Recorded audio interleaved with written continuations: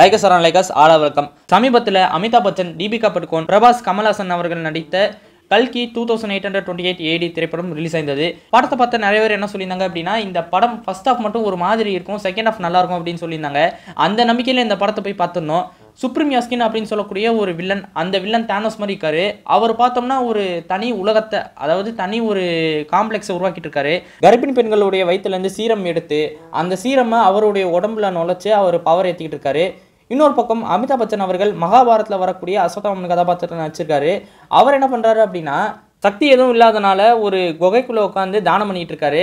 அதுக்கப்புறம் அவருக்குள்ள அந்த மந்திரங்கள் கிடைச்சதுக்கப்புறமா அந்த மந்திரங்களை எடுத்து நெத்தியில் வச்சுட்டு அவர் எல்லாரோடய சண்டைக்கு இறங்குறாரு. இன்னொரு பக்கம் தீபிகா படுகோன் ஒரு கர்ப்பிணி பெண்ணாக நடிச்சிருக்காங்க. அவங்களோட வயிற்றில் தான் கல்கி வளர்ந்துக்கிட்டு இருக்காரு. ஸோ அவங்கள கொல்றதுக்காக சுப்ரீம் யாஸ்கின் ஒரு முயற்சி இருக்கிறாரு. இன்னொரு பக்கம் அவரை காப்பாற்றணும்னு சொல்லிட்டு வெள்ளை கலர் ட்ரெஸ் போட்ட விதவை சோல்ஜர்ஸ் எல்லாரும் சேர்ந்து இவங்களுக்காக சண்டைக்கு வராங்க. ஏண்டா நேற்று ஒரு ஃபங்க்ஷனுக்கு போனால் நல்லா கலர்ஃபுல்லாக இருந்தது, இங்கே பார்த்தா எல்லாம் ஆம்பளை விதவைங்க மாதிரி வெள்ளையும் ஜோலையுமா நிற்கிறாங்களே. அதாவது இவங்களை காப்பாற்றணும் அப்படிங்கிறதுக்காக இவங்க எல்லாரும் சண்டைக்கு வராங்க, இவங்களை கொல்லணும் அப்படிங்கிறதுக்காக அவங்க இவங்களுக்காக சண்டைக்கு வராங்க. இவங்க எல்லாரும் சண்டை போட்டு நாரிட்டு இருக்கும் போது பிரபாஸ் அவர்கள் எனக்கு பணம் தாண்டா முக்கியம் அப்படின்னு சொல்லிட்டு காலரை தூக்கிட்டு சுற்றிக்கிட்டு இருக்காரு. மகாபாரத்தில் வரக்கூடிய அஸ்வத்தாமன் ஒரு குகைக்குள்ள உட்காந்து தானம் பண்ணிட்டு இருக்காரு. அவருக்கு அவருடைய சக்தி கிடைச்சதுக்கு அப்புறமா தீபிகா படுகோனை காப்பாற்றுறதுக்காக அவரும் கிளம்புறாரு. அவரும் பல சண்டைகளை போட்டு பிரபாஸ் அவர்கள்ட்ட இருந்து இவங்களை காப்பாற்றுறாரு. ஸோ இதை நோக்கி போயிட்டுருக்கு. கடைசியாக கல்கி பிறந்தாரா இல்லையா அப்படிங்கிற மாதிரி தான் இந்த படத்தை முடிக்க ட்ரை பண்ணியிருக்காங்க. மகாபாரத்தில் வரக்கூடிய ஒரு கற்பனை கதையை நிஜ உலகத்தில் நடந்தால் எப்படி இருக்கும் அப்படிங்கிற மாதிரி காட்ட ட்ரை பண்ணியிருக்காங்க. இந்த படத்துடைய ப்ளஸ் இந்த படத்துடைய விஷுவல்ஸ், ஒவ்வொரு காட்சிகளும் நம்ம பார்த்து வாயை புழக்கிற அளவுக்கு இருந்துச்சு. இந்த படத்துடைய விஷுவல்ஸ் எல்லாமே சந்தோஷ் நாராயணன் அவர்கள் நிறைய காட்சிகளில் ரொம்ப சூப்பராகவே பிஜிஎம் பண்ணியிருந்தார். ஒரு சில காட்சிகளில் கொஞ்சம் அப்படி இப்படி பண்ணியிருந்தாலும் நிறைய காட்சிகளில் அவருடைய பின்னணி இசை அப்படிங்கிறது தான் இந்த படத்துடைய ப்ளஸ்ஸாகவே இருந்துச்சு. அமிதாப் பச்சன் அவர்கள் அந்த அஸ்வத்தாமன் கதாபாத்திரத்தில் கரெக்டாக செட் ஆயிருந்தாரு. அவரும் அந்த கேரக்டரில் நல்லாவே நடிச்சிருந்தாரு. அடுத்ததாக இந்த படத்துடைய ஹீரோயின் தீபிகா, அவங்களும் அவங்களுடைய கேரக்டரில் நல்லாவே நடிச்சிருந்தாங்க. 3 மணி நேரம் 1 நிமிஷம் இந்த படத்துடைய லென்த் இருக்கு.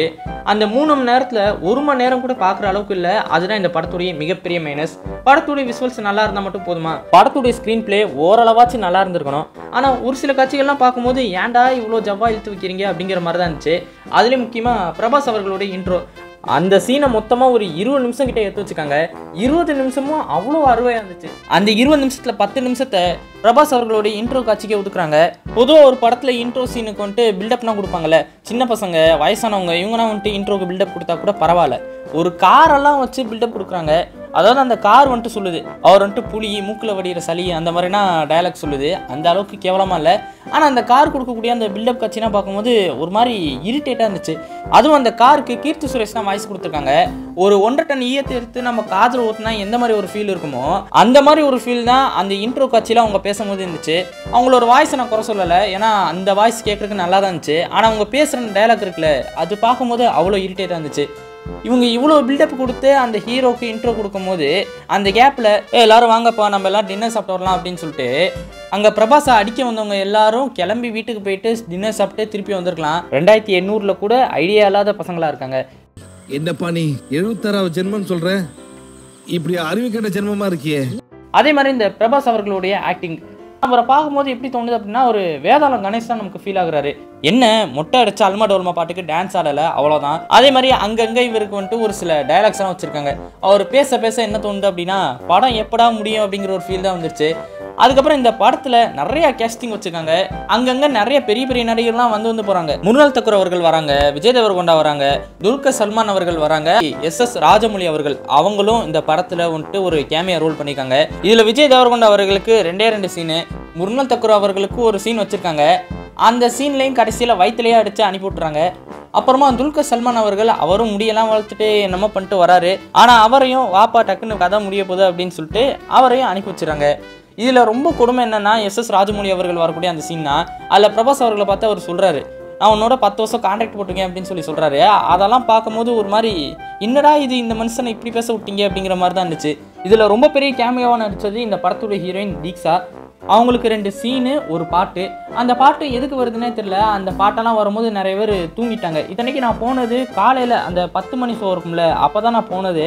அப்போ போகும்போது நிறைய பேர் வந்துட்டு இந்த பாட்டை கேட்டுட்டு என்னடா இது அப்படின்னு சொல்லிட்டு தூங்க ஆரம்பிச்சிட்டாங்க. இதுவே நைட்டு போயிருந்தாங்க அப்படின்னா கை காலெல்லாம் எடுத்து செத்தே போயிருப்பாங்க போலக்கு. இதுல நம்ம அளவுக்கு பாவம் யாருன்னா இந்த படத்துல நடிச்சுக்க பசுபதி அவர்கள் தான். பசுபதி அவர்கள் பார்த்தோம்னா ஒரு பயங்கரமான பர்ஃபார்மர். அந்த பர்ஃபார்மரை கூப்பிட்டு வந்து எந்த அளவுக்கு டம்மி ஆக்க முடியுமோ அந்த அளவுக்கு டம்மி ஆக்கி வச்சிருக்காங்க. உங்களுக்கு உதாரணத்துக்கு ஒரு சீன் சொல்றேனே, வில்லன் கேங்கிட்ட போயிட்டு பசுபதி அவர்கள் கெஞ்சுற மாதிரி ஒரு சீன், ஐயா சாமி அப்படிங்கிற மாதிரி. அந்த சீனா பார்க்கும்போது என்னையா பண்ணி வச்சிருக்கீங்க அப்படிங்கிற மாதிரி தான் இருந்துச்சு. அவ்வளோ ஒரு மோசமான ஒரு சீனு. இந்த படத்தை பிரபாஸ் அவர்கள் ஒரு சாதாரண மனிதராக நடிச்சிருக்காரு. அமிதாப் பச்சன் அவர்கள் ஒரு சூப்பர் ஹீரோ மாதிரி நடிச்சிருக்காரு. அமிதாப் பச்சன் அவர்களை கொல்ல முடியாது, அவருக்கு காயங்கள் உண்டாச்சுன்னா அது ஈஸியாகவே ஹீல் ஆயிரும். அவர் ரொம்ப ஸ்ட்ராங்கான ஒரு மனிதர் அப்படிங்கிற மாதிரி காமிச்சிருக்காங்க. ஒரு ஸ்ட்ராங்கான மனிதர் ஒரு சாதாரண மனிதரை அடிக்கும் போது ஒன்று அந்த மனுஷன் செத்துடணும், இல்லைனா அவனால் எந்திரிக்க கூட முடியாது. ஆனால் பிரபாஸ் அவர்களை அடிக்கும் போது பிரபாஸ் அவர்கள் கல்லுலேருந்து எந்திரிச்சு வராரு, மலையிலேருந்து எந்திரிச்சு வராரு, எவ்வளோ அடி வாங்கினாலும் திருப்பி எந்திரிச்சு வராரு. ஒன்று இவர் அடித்து அவர் பறக்கிறாரு, இல்லைனா அவர் அடித்து இவர் பறக்கிறாரு. இப்படி மாற்றி சண்டை போட்டுட்டு நம்ம பொறுமையை ரொம்பவுமே சோதிக்கிறாங்க. இன்னொரு விஷயம் காமிச்சிங்க அப்படின்னா, அமிதாப் பச்சன் அவர்கள் நடிச்சுக்கக்கூடிய அந்த கதாபாத்திரம் ரொம்ப பவர்ஃபுல்லான ஒரு கதாபாத்திரம். ஆனால் வில்லனுடைய கேங்கு அசால்ட்டாக துப்பாக்கி ட்ராப் எல்லாம் யூஸ் பண்ணி அமிதாப் பச்சன் அவர்களை மடக்கி அவரை செயலிழக்க வச்சிருவாங்க. அதெல்லாம் பார்க்கும்போது அந்த கதாபாத்திரத்துக்குள்ள மரியாதையே பூச்சு அப்படிங்கிற மாதிரி தான் இருக்கும். இந்த படத்தில் வரக்கூடிய துப்பாக்கினா பார்க்கறதுக்கு பயங்கர காமெடியாக இருக்கும். இந்த சின்ன பிள்ளைங்களுக்குனா நம்ம வாங்கி கொடுக்குற அந்த பொம்மை துப்பாக்கி இருக்கும்ல, அந்த மாதிரி ஒரு டோப்பு துப்பாக்கி மாதிரி தான் எல்லாரும் யூஸ் பண்ணிட்டு இருக்காங்க. அதை வச்சு புச்சுக்குன்னு சொல்லி விளாண்டுக்கிட்டு இருக்காங்க. ஏன்னா நம்ம என்ன பொம்மை படத்துக்கு நான் வந்திருக்கோம் அப்படிங்கிற மாதிரி ஒரு ஃபீல் தான் வருது. அவங்க எல்லாரும் அந்த துப்பாக்கி வச்சு சுடும்போது எல்லாத்தையும் மன்னிச்சு விட்டுறலாம். ஆனால் பிரபாஸ் அவர்களுக்கு ஒரு சில காமெடி மேனரிசம் பண்ணுறோம் அப்படின்னு சொல்லிட்டு அவர் வந்துட்டு காமெடியாக ஏதோ பண்ணுறேன் அப்படிங்கிற பேரில் ஒரு சில மேனரிசம் கிரிஞ்சுத்தனமாக பண்ணியிருப்பாரு. அதை மட்டும் எங்களால் மன்னிக்கவே முடியல. இப்படி ஃபர்ஸ்ட் ஹாஃப் முழுக்க நம்மளை ஊமை குத்துனதுக்கு அப்புறமா செகண்ட் ஹாஃப் மட்டும் ஓரளவு ரசித்து பார்க்குற மாதிரி இருக்குது அப்படின்னு சொல்லி நிறைய பேர் சொல்லியிருந்தாங்க. ஆனால் என்னை பொறுத்த வரைக்கும் செகண்ட் ஹாஃப் வந்துட்டு அவ்வளோ பயங்கரமான இல்லை, ஓரளவு பார்க்குற அளவுக்கு இருந்துச்சு. ஃபர்ஸ்ட் ஹாஃப் கம்பேர் பண்ணும்போது செகண்ட் ஹாஃப் பரவாயில்ல. மொத்தத்தில் இந்த படத்தில் வரக்கூடிய அந்த தேவையில்லாத பில்டப்பு, லென்த்தான ஃபைட் சீனு, இதெல்லாம் தாண்டி ஃபர்ஸ்ட் ஹாஃபில் ஹீரோயினுக்கு வச்சிருக்க அந்த சாங்கு, செகண்ட் ஹாஃபில் ஊரில் மழை பெய்யும், அதை செலிப்ரேட் பண்ணுற மாதிரி ஒரு பாட்டு ஒன்று வச்சிருப்பாங்க. இந்த படம் எடுக்கும்போது 600 கோடிக்கு நாங்கள் ஹாலிவுட் ரேஞ்சுக்கு ஒரு படம் எடுக்கிறோம் அப்படின்னு சொல்லினா நிறைய பேசிட்டு இருந்தாங்க. ஒரு சில தெலுங்கு ரசிகர்கள் கூட இந்த மாதிரி கல்கின்னு ஒரு படம் வருது, அது ஹாலிவுட் ரேஞ்சுக்கு இருக்க போது அப்படின்னு சொல்லிட்டு இருந்தாங்க. ஆனால் இந்த மாதிரியான அந்த பாட்டு, பில்டப்பு, தேவையில்லாத சீன் இதெல்லாம் பார்க்கும்போது என்னதான் 600 கோடிக்கு நீங்கள் படம் எடுத்தாலும் இந்த உப்மா ஸ்க்ரீன் பிளே வச்சு உங்களால் மக்களை பெரிய அளவிலான சாட்டிஸ்ஃபை பண்ண முடியாது. அது இந்த திரைப்படம் மூலிமா உங்கள் எல்லாருக்குமே தெரிஞ்சிருக்கும். இந்த படம் பார்த்துட்டு நிறைய பேருக்கு நிறைய விதமாக தோணிருக்கலாம். ஆனால் எனக்கு பர்சனலாக தோணுது என்ன அப்படின்னா, ஃபர்ஸ்ட் ஹாஃப் பார்த்து முடிச்சதுக்கப்புறமா இதோட கிளம்பி வீட்டுக்கு போயிடலாம் அப்படிங்கிற மாதிரி தோணுச்சு. செகண்ட் ஹாஃப் பார்த்து முடிச்சதுக்கப்புறமா இதுக்கு நான் மகாராஜா திரைப்படத்தை 3ஆவது தடவை உட்காந்து பார்த்துருக்கலாம் அப்படின்னு சொல்லி தோணுச்சு. ஏன்னா அந்த படத்தை நான் 2 தடவை தேட்டரில் போய் பார்த்தேன். 2 தடவை தேட்டரில் போய் பார்த்ததுக்கப்புறமும் கூட அந்த படம் மேலே இருக்க அந்த ஆர்வம் குறையவே இல்லை. இப்போ இந்த திரைப்படத்தை பற்றி நிறைய விஷயம் பேசியிருக்கோம். ஆனால் இதை பார்த்துட்டு ஒரு சில தெலுங்கு ரசிகர்கள் என்ன பண்ணுவாங்க அப்படின்னா, இந்த கல்கி திரைப்படம் மாதிரினா உங்கள் தமிழ் சினிமாவில் படமே வராது, உங்கள் டைரக்டர்ஸும் உங்களுடைய ஆக்டர்ஸும் அந்த அளவுக்கு லாய்க்கு இல்லை அப்படிங்கிற மாதிரிலாம் பேசுவானுங்க. ஆக்சுவலாக ஏதோ பெருசாக சாதிச்சிட்ட மாதிரி இவனுங்க பேசிகிட்டு இருப்பானுங்க. 600 கோடிக்கு படம் இருக்கிற பெருசு கிடையாது, அந்த படத்தில் திரைக்கதையை நல்ல விதமாக செலுத்துறது அப்படிங்கிறது தான் முக்கியம். அதாவது 100 கோடிக்கு ஒரு படம் எடுத்தால் கூட அந்த படத்தில் ஒரு நல்ல திரைக்கதை வச்சு எடுக்க முடியும்.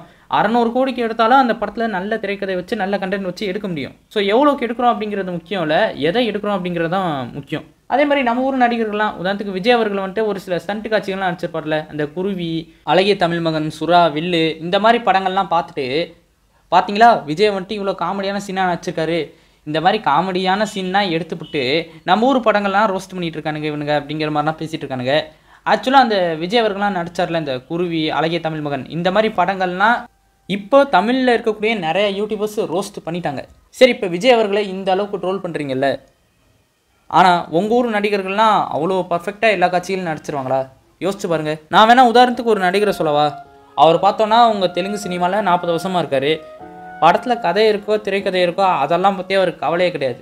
எனக்கு 5 ஃபைட்டு, 2 ஹீரோயின் படத்தில் கம்பல்சரி இருந்தே ஆகணும். அந்த 2 ஹீரோயினோட 2 பாட்டு, 3ஆவது பாட்டு ஒன்று வைப்பேன். அந்த 3ஆவது பாட்டில் 2 ஹீரோயினோடையும் சேர்ந்து டான்ஸ் ஆடுவேன். இதெல்லாம் தாண்டி நான் விரல் அசைச்சா ட்ரெயின் நகலும், கையை வச்சு அமுக்குனேன்னா காரு உடஞ்சி பறக்கும், கடவுளுக்கு ஈடான காட்சிகள் எனக்கு வேணும் அப்படின்னு கேட்டு நடிக்கக்கூடிய ஒரு நடிகர். அவர் படத்தில் வந்துட்டு லாஜிக் அப்படிங்கிற விஷயத்த நம்மளால் நினச்சி கூட பார்க்க முடியாது. அவருடைய படம் தனி உலகத்தில் தனி ரேஞ்சில் இருக்கும். ஆனால் அந்த நடிகரை விட விஜய் அவர்கள் மோசமானவரா அப்படின்னு சொல்லிட்டு நீங்களே யோசித்து பார்த்துக்க வேண்டியதுதான். அண்டு கடைசியாக இந்த திரைப்படம் பார்க்கும்போது எனக்கு பர்சனலாக நடந்த ஒரு விஷயம், இந்த திரைப்படம் பார்த்தோம் அப்படின்னா ஒரு 3D விஷுவலான ஒரு படம். 3D படம் அப்படின்னா 3D கிளாஸ் ஒன்று குத்துறானுங்க. அந்த கிளாஸ் பார்த்தோம் அப்படின்னா வார மாதிரி கிளாஸுங்க. கண்ணில் மாட்டினா கண்ணு தெரியல, இளவு கழட்டி வச்சுட்டு படம் பார்க்கலான்னா அந்த ஸ்க்ரீனும் மங்களா தெரியுது. கலட்டியும் வைக்க முடியாமல், கண்ணில் மாட்டவும் முடியாமல், அது அந்த 3 மணி நேரமும் சரியான டென்ஷனாக இருந்துச்சு. ஒரு வழியாக படம் முடிஞ்சதுக்கப்புறமா அந்த கண்ணாடியை அங்கேயே கொடுத்துட்டு வந்துட்டேன். அப்பா நீங்களே வச்சுக்கோங்கப்பா அப்படின்னு சொல்லி. இந்த கண்ணாடிக்கு 20 ரூபா வேற எக்ஸ்ட்ரா கட்டி 3D அப்படிங்கிற பேரில் நாங்கள் அந்த படத்தை பார்த்தோம். நிஜமாவே அந்த கண்ணாடி அப்படி தான் இருக்குமா, இல்லை நமக்கு தான் போட தெரியாமல் கண்ணுக்குன்னு இளவு செத்து போச்சா அப்படின்னு சொல்லிட்டு தெரில. ஒருவேளை இந்த மாதிரி படம்லாம் பார்த்து பார்த்து கண்ணில் ஏதோ பிரச்சனை வந்துச்சுன்னு நினைக்கிறேன்.